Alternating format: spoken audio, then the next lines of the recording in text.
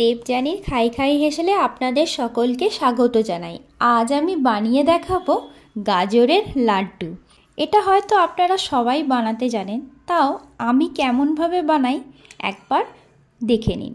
পুরো ভিডিওটা স্কিপ না করে দেখতে হবে শেষ পর্যন্ত।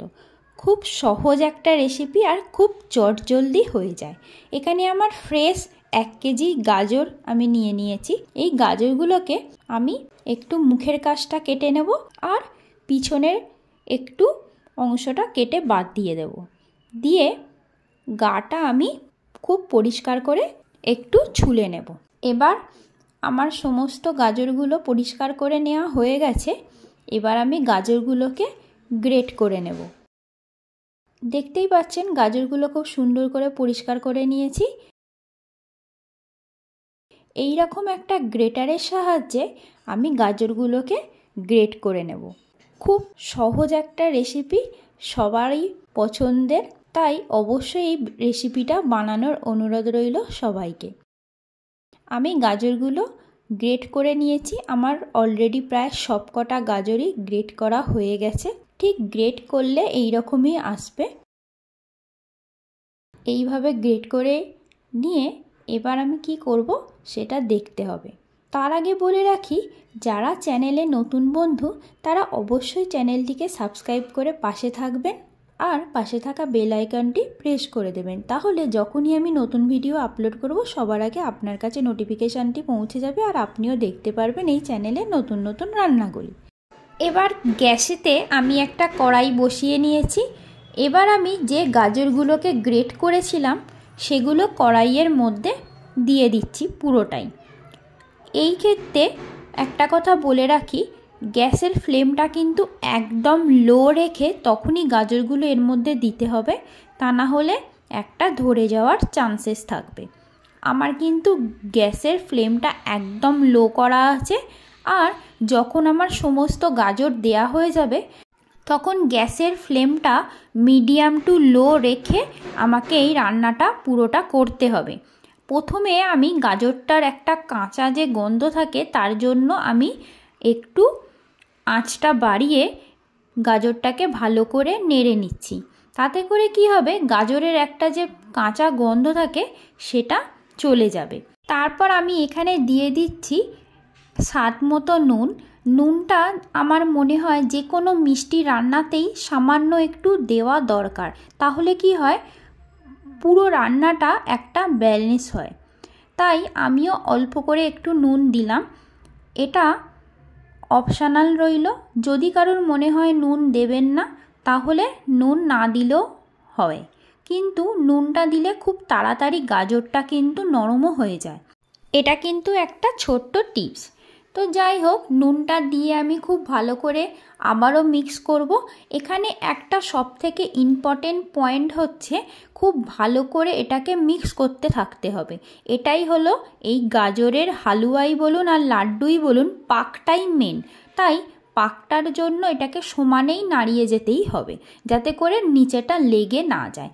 এবার দেখতেই পাচ্ছেন এটা কিন্তু আমার নুন দেওয়ার পরেই গাজরটা খুব তাড়াতাড়ি নরমও হয়ে গেল আর অনেকটা কমে গেল।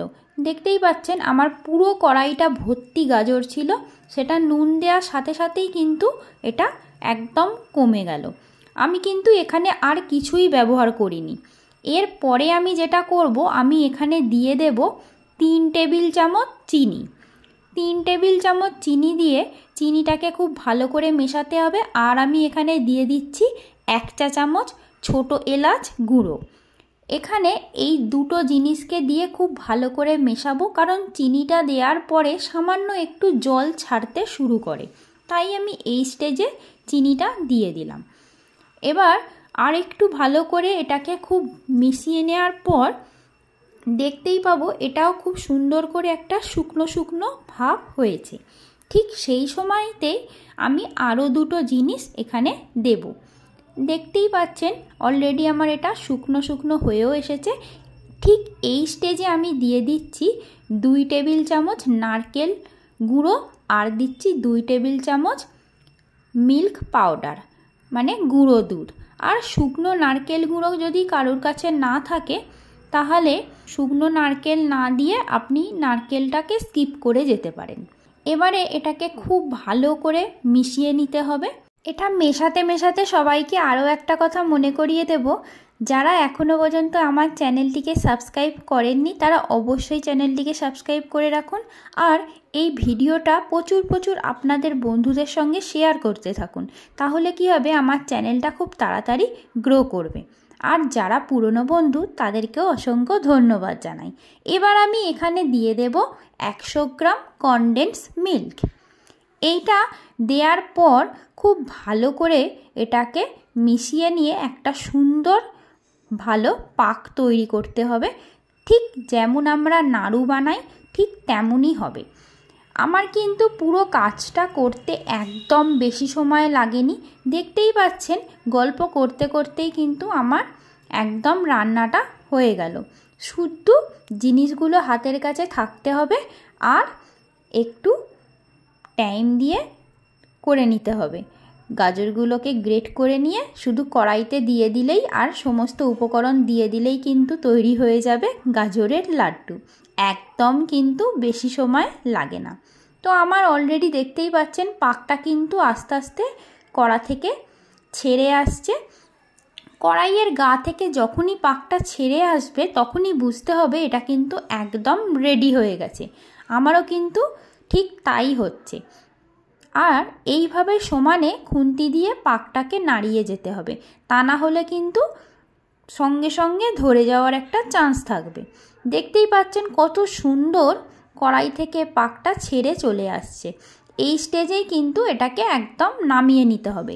কিন্তু তার আগে আমি একটা কাজ করব, এখানে আমি দিয়ে দেব 2 টেবিল চামচ গাওয়া ঘি। ব্যাস, ঘিটা দেওয়ার পরেই কিন্তু আমার একদম রেডি হয়ে গেছে গাজরের লাড্ডুর পাকটা। তো দেখতেই পেলেন কত তাড়াতাড়ি আমার জিনিসটা তৈরি হয়ে গেল। আর নতুন বছরে একটা মিষ্টি মুখ হবে না তা কি হয়, তাই আমি তাড়াতাড়ি নিয়ে চলে এলাম গাজরের লাড্ডু। আমি এখানে দিয়ে দেব 2 টেবিল চামচ গাওয়া ঘি। ঘিটা দিয়ে আরেকটু মিশিয়ে নেব। একদম কিন্তু আমার রেডি হয়ে গেছে পাকটা। এইবার আমি গ্যাসের ফ্লেমটা বন্ধ করে দেব। দেখতেই পাচ্ছেন আমার একদম রেডি।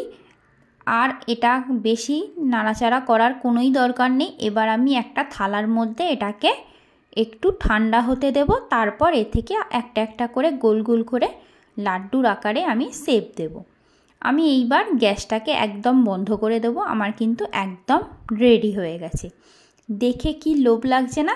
হ্যাঁ, একদমই তাই। এটাকে গাজরের হালুয়া হিসেবেও কেউ খেতে পারেন কিন্তু। একদম রেডি হয়ে গেছে। গ্যাসও আমি বন্ধ করে দিয়েছি। আমি এবার এটা থালার মধ্যে নিয়ে নিচ্ছি। এটা থালার মধ্যে একটু ঠান্ডা হলেই এটাকে আমি আস্তে আস্তে লাড্ডুর আকারে শেপ দেব। এতটা একটু গরম, তাই একটু ঠান্ডা হতে দিই। ঠান্ডা হওয়ার সাথে সাথেই এটাকে আমি গোল গোল আকারে শেপ দিয়ে দেব। আরও একটা কথা মনে করিয়ে দিতে চাই, আমার একটা ফেসবুক পেজও আছে দেবযানীর খাই খাই হেসেল নামে। সেটাও আপনারা ফলো করে রাখতে পারেন যারা ফেসবুক থেকে দেখছেন। তাহলে কি হবে, যখন আমি সেখানেও রান্না আপলোড করব সবার আগে আপনার কাছে নোটিফিকেশান পৌঁছে যাবে, আর আপনারাও দেখতে পারবেন ওই চ্যানেলে নতুন নতুন রান্নাগুলি।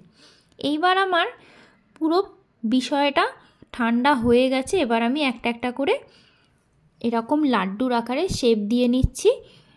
আমার কিন্তু খুব সুন্দরভাবে শেপটা হয়েওছে, দেখুন দেখতে কি সুন্দর লাগছে না? হ্যাঁ, একদমই তাই। তো আমার প্রত্যেকটা লাড্ডু আস্তে আস্তে বানানো হয়েও গেল, দেখতেই পাচ্ছেন। এইবার আমি প্রত্যেকটা লাড্ডুর ওপরে একটা করে কাজু দিয়ে একটু গার্নিশ করে দেব, তাহলে দেখতে আরও সুন্দর লাগবে। তাই আমি একটা একটা করে কাজু দিয়ে দিচ্ছি। কাজুটাকে মাঝখান থেকে জাস্ট হাফ করেছি, করে আমি লাড্ডুর ওপরে দিয়ে দিচ্ছি। তাহলে বন্ধুরা, আপনারা অবশ্যই রেসিপিটা বানাবেন আর খেয়ে আমাকে জানাবেন কেমন লাগলো এই রেসিপিটা।